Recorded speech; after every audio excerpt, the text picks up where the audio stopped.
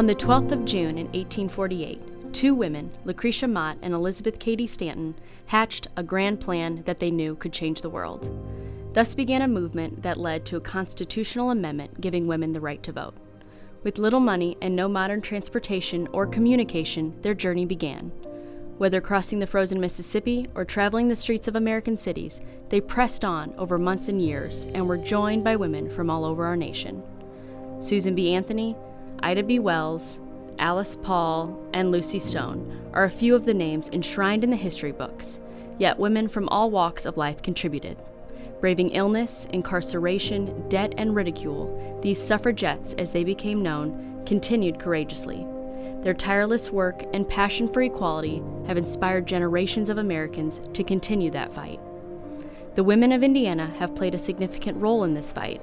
The Indiana Women's Suffrage Association, founded in Richmond, Indiana in 1851, was the first organized women's suffrage organization in the nation.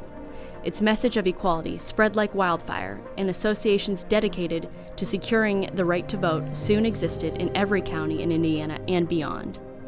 On March 1913, hundreds of women from Indiana joined nearly 30,000 others as they marched on Washington on Women's Suffrage Day.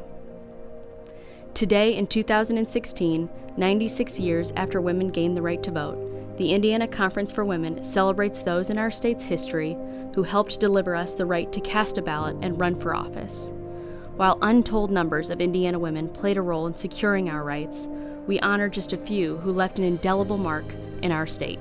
May Wright Sewell helped found the Indianapolis Equal Suffrage Society in 1878, and later worked alongside Susan B. Anthony and Elizabeth Cady Stanton as she chaired the National Women's Suffrage Association. Locally, Sewell founded the Propylaeum, a social and cultural club for women that is still active today, and the Art Association of Indianapolis, the predecessor to the Indianapolis Museum of Art. Zerelda Wallace was the youngest First Lady of Indiana when her husband was elected in 1837. Zerelda addressed the state legislature on the temperance movement in 1875, and the all-male members were quick to show their contempt for her cause and gender. Realizing that until women gained the right to vote, they would always be shown that same contempt, Wallace founded the Equal Suffrage Society of Indianapolis. She was later elected president of the National Women's Suffrage Association. Many African American women worked diligently as suffragettes, yet their pictures and stories are all too often overshadowed. Sojourner Truth was the self-given name of an immensely influential African American abolitionist and women's rights activist born into slavery.